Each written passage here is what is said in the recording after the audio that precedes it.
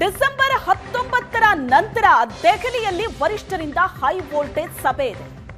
High command ಸಭೆಗೂ ಮುನ್ನ ಬೆಂಬಲಿಗರ ಜೊತೆ ಡಿಕೆ ಶಿವಕುಮಾರ್ ಸಭೆ ಮಾಡಿದ್ದಾರೆ.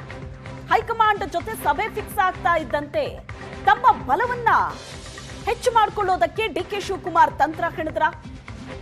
ಯಾರು ಏನ್ ಬೇಕಾದ್ರೂ ಮಾತಾಡ್ಲಿ, ನೀವು ಮಾತಾಡೋದು ಬೇಡ, ಬಹಿರಂಗ ಹೇಳಿಕೆಗಳನ್ನ ಕೊಡಬೇಡಿ. ಆಪ್ತರಿಗೆ ಡಿಕೆ ಶಿವಕುಮಾರ್ ಸೂಚನೆ ಕೊಟ್ಟಿರೋದು.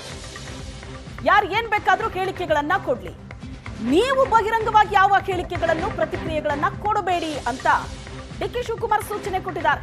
ಯತೀಂದ್ರ ನಾಯಕತ್ವದ ಹೇಳಿಕೆಗಳಿಗೆ ಪ್ರತಿಕ್ರಿಯೆ ಕೊಡಬೇಡಿ ಅನ್ನೋದು ಡಿಕೆ ಶಿವಕುಮಾರ್ ಅವರ ಸೂಚನೆ ತಮ್ಮ ಆಪ್ತರಿಗೆ.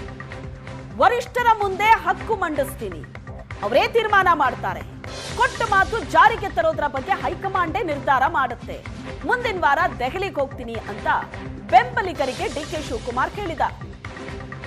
ನಾನ್ ಕಟ್ಟಿದ ಮನೆಯಲ್ಲಿ ನ್ಯಾಯ ಕೇಳ್ತೀನಿ, ನೀವ್ಯಾರು ತಲೆ ಕೆಡಿಸ್ಕೋಬೇಡಿ, ಯಾವ ಹೇಳಿಕೆಗಳಿಗೂ ಯಾರು ಕೂಡ ಬಹಿರಂಗವಾಗಿ ರಿಯಾಕ್ಟ್ ಮಾಡಬೇಡಿ ಅಂತ ಡಿಕೆ ಶಿವಕುಮಾರ್ ಒಂದು ಕಡೆ ತನ್ನ ಆಪ್ತರಿಗೆ ಸೂಚನೆ ಕೊಟ್ಟಿದ್ದಾರೆ, ಮತ್ತೊಂದು ಕಡೆ ನಾಯಕತ್ವದ ವಿಚಾರವಾಗಿ ತನ್ನ ಆಪ್ತರಿಗೆ ಒಂದು ಭರವಸೆ ಕೊಟ್ಟಿದ್ದಾರೆ. ಆಪ್ತ ಶಾಸಕರಿಗೆ ಡಿನ್ನರ್ ಮೀಟಿಂಗ್ ನಲ್ಲಿ ಡಿಕೆ ಶಿವಕುಮಾರ್ ಕೊಟ್ಟಂತ ಸೂಚನೆ ಇದು. ಯಾರು ಬಹಿರಂಗವಾಗಿ ಹೇಳಿಕೆಗಳನ್ನ ಕೊಡಬೇಡಿ ಅಂತ. ಮತ್ತೊಂದು ಕಡೆ ನಾನು ಕಟ್ಟಿದ ಮನೆಯಲ್ಲಿ ನ್ಯಾಯ ಕೇಳ್ತೀನಿ, ನೀವ್ಯಾರು ತಲೆ ಕೆಡಿಸ್ಕೋಬೇಡಿ ಅನ್ನೋ ಭರವಸೆಯನ್ನ ಕೂಡ ತನ್ನ ಆಪ್ತರಿಗೆ ಡಿಕೆ ಶಿವಕುಮಾರ್ ಕೊಟ್ಟಿದ್ದಾರೆ. ಬೆಳಗಾವಿ ಅಧಿವೇಶನದ ಸಮಯದಲ್ಲೇ ಸಾಕಷ್ಟು ಜಟಾಪಟಿಗಳು ನಡೆಯುತ್ತಾ ಇದೆ.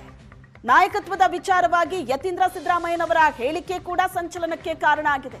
ಅಂತ ಹೇಳಿಕೆಗಳು ಬಂದಾಗ ಅದಕ್ಕೆ ಯಾರೂ ಸಹ ಬಹಿರಂಗವಾಗಿ ಪ್ರತಿಕ್ರಿಯೆ ಕೊಡೋದಕ್ಕೆ ಹೋಗಬೇಡಿ ಅಂತ ಡಿಕೆ ಶಿವಕುಮಾರ್ ಡಿನ್ನರ್ ಸಭೆಯಲ್ಲಿ ತಮ್ಮ ಆಪ್ತರಿಗೆ ಹೇಳಿರೋದು.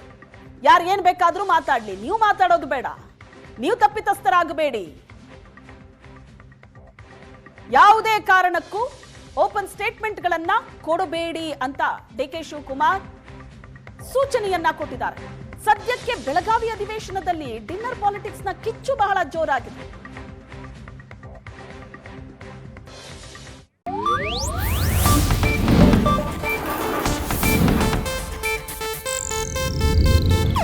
ಇದು ಏಷ್ಯಾನೆಟ್ ನ್ಯೂಸ್ ನೆಟ್ವರ್ಕ್ ಪ್ರಸ್ತುತಿ.